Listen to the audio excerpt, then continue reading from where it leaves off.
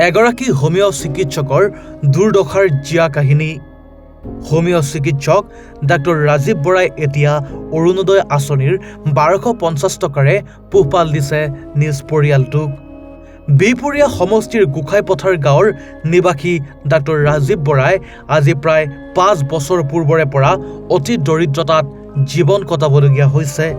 কি কাৰণত এসময়ৰ এইগৰাকী চিকিৎসকৰ এই অৱস্থা হ'ল, চাওক আমাৰ সাংবাদিক বিপুল হিৰাই প্ৰস্তুত কৰা এক বিশেষ প্ৰতিবেদন। বৰ্তমান মই উপস্থিত আছোঁ লখিমপুৰ জিলাৰ বিহপুৰীয়া সমষ্টিত। আৰু এই বিহপুৰীয়া সমষ্টিৰে গোসাইপথাৰৰ এখন গাঁও, এই গাঁওখনতে মই উপস্থিত আছোঁ। আৰু এই গাঁওখনৰ এজন ব্যক্তি, যিজন ডাক্তৰ ৰাজীৱ বৰা।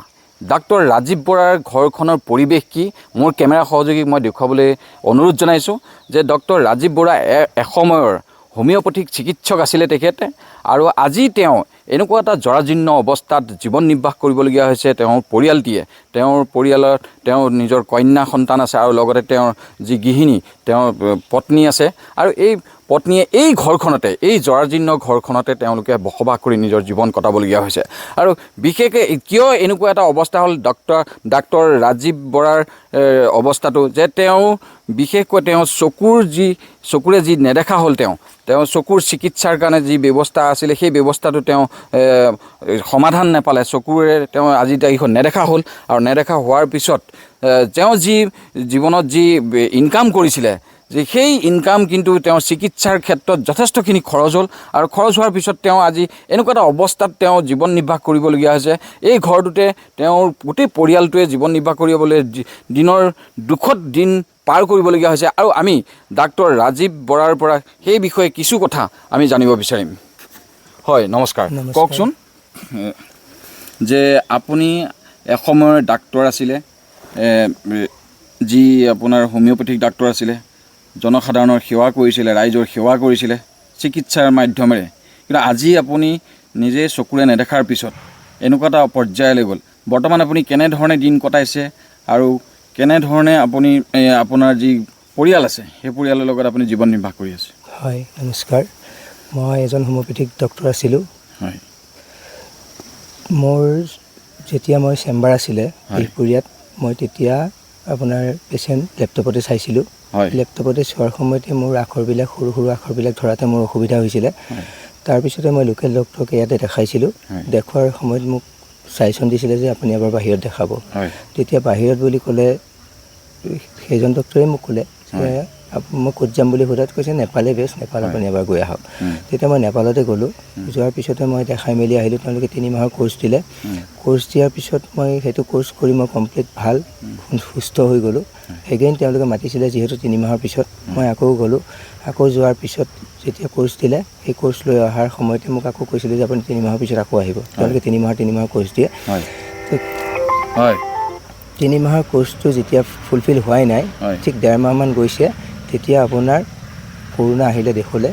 কৰোণাৰ সময়তে মোৰ প্ৰব্লেমটো বাঢ়িবলৈ আৰম্ভ কৰিলে। আপুনি পিছত আকৌ চিকিৎসাৰ বাবে আপুনি যাব নোৱাৰিলে কৰোণাৰ কাৰণে? হয়, মই যাব। আৰু উপাৰ্জনৰ যি আপোনাৰ টকা আছিলে, সেই টকাখিনি আপুনি চিকিৎসাৰ ক্ষেত্ৰতে আপোনাৰ ইতিমধ্যে শেষ হৈছে? হয়, মোৰ যিমান পুঁজি আছিলে, মই চবেই জানে, এজন ডক্টৰৰ ওচৰলৈ গ'লে, মই ডক্টৰ, যেতিয়া পেচেণ্ট এজন আহে 10,000 5,000 টকাতে একো নহয়।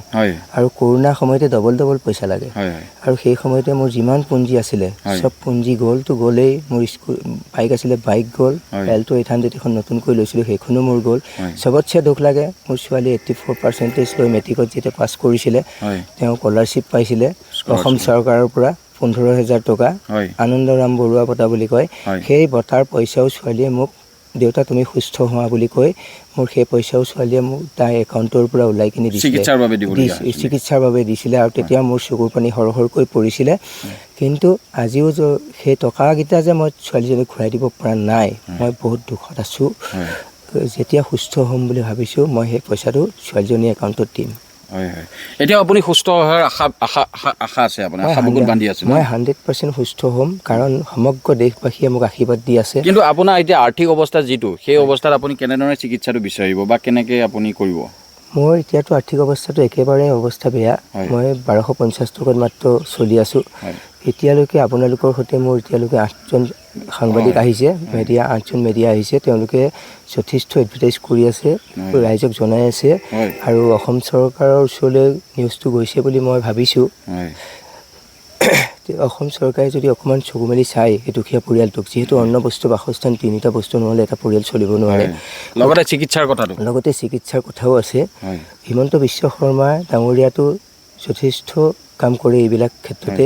মই তেখেতলৈ এটাই কৰজোৰে আহ্বান জনাইছোঁ, আমাৰ 3জনীয়া পৰিয়ালটোৰ লগতে ছোৱালীজনীৰ মুখলৈ চাই মোক চিকিৎসাৰ লগতে আমাৰ পৰিয়ালটো চলাৰ এটা ব্যৱস্থা কৰি দি তেখেতে আৰু অকণমান আশীৰ্বাদ যাতে আমাৰ পৰিয়ালটো পাল হয়। হয়, বিহপুৰীয়া সমষ্টিৰ জনপ্ৰতিনিধিগৰাকীয়ে কি কয় আপোনাৰ এই ক্ষেত্ৰত? কিবা গম পাইছেনে, আহিছেনে? তেখেতটো অহা নাই, কিন্তু মই মোৰ প্ৰব্লেমটো যেতিয়া হৈছিলে মই ছোৱালীৰ হাতত ধৰি কিনি গৈ তিনিবাৰকৈ তেখেতৰ তাতে গৈছোঁ।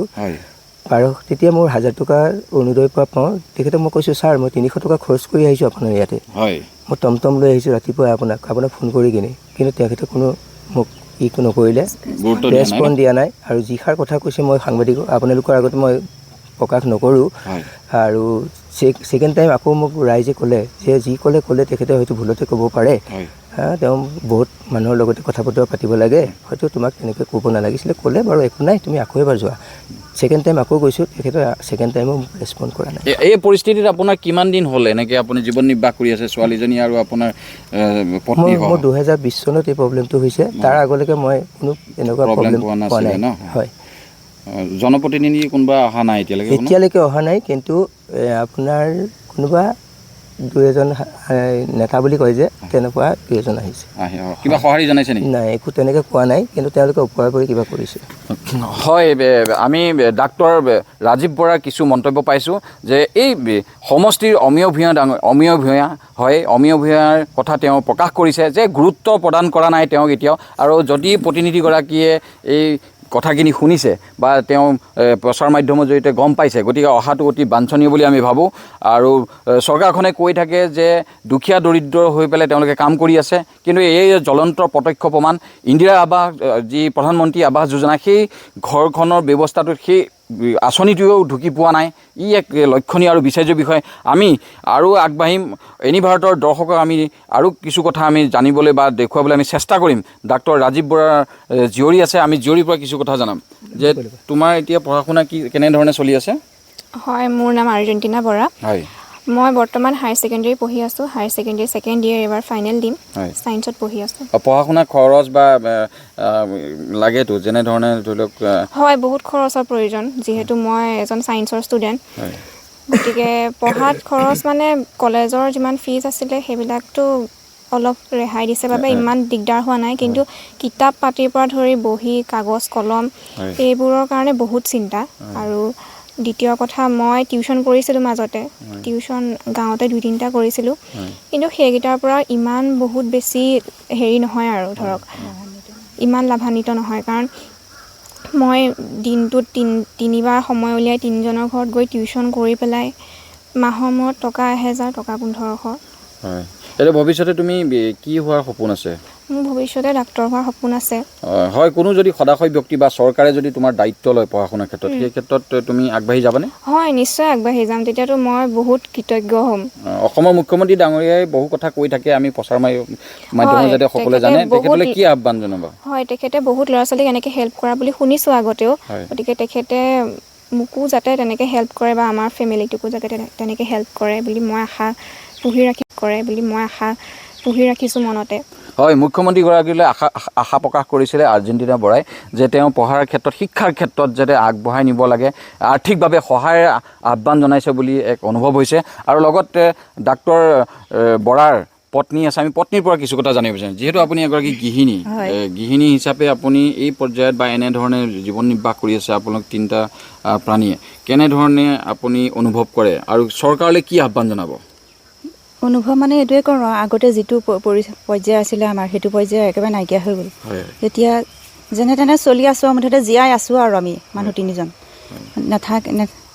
যাৰ যেতিয়া আয়ুস তেতিয়াহে মৰিব, সেইকাৰণে তেনেকৈ আছোঁ আৰু। এনেকৈ আপোনালোকে থকাত অসুবিধা পাইছে ন? থকাত অসুবিধা মানে থকাত কিমান অসুবিধা আৰু। এতিয়াতো বস্তুৰ যথেষ্ট মূল্য বৃদ্ধি হৈছে, বস্তুৰ বহুত দাম, কেনেধৰণে আপোনালোকে সেইখিনি হেৰি কৰিছে? মূল্য বৃদ্ধি তথাপিতো তেনেকৈ চলিবলৈ চেষ্টা কৰিছোঁ। যথেষ্ট কষ্ট হৈছে, কিন্তু প্ৰকাশ কৰিব নোৱাৰোঁ আমি এইবিলাক। হয়, নিশ্চয়কৈ আমি এনি ভাৰতৰ প্ৰত্যেকজন দৰ্শকক আমি দেখুৱাবলৈ চেষ্টা কৰিছোঁ যে ডাক্তৰ হৈ এটা সময়ত সুন্দৰভাৱে জীৱন নিৰ্বাহ কৰা ডাক্তৰ ৰাজীৱ বৰুৱাই আজিৰ তাৰিখত এক সময় কেনেধৰণে জীয়াই থাকিবলগীয়া হৈছে। বৰ্তমান চৰকাৰখনে কৈ থাকে যে দুখীয়া দৰিদ্ৰৰ কাৰণে আমি কাম কৰি আহিছোঁ, শিক্ষাৰ ক্ষেত্ৰত ল'ৰা ছোৱালীৰ কাৰণে যথেষ্ট আমি সহায় কৰি আছোঁ, আৰ্থিকভাৱে যথেষ্ট সহায় কৰিছোঁ, ঘৰ প্ৰদান কৰিছোঁ আমি দুখীয়া দৰিদ্ৰ লোকসকলক। কিন্তু ই এক জ্বলন্ত জল পট প্ৰমাণ, ছবিয়ে কথা কয়।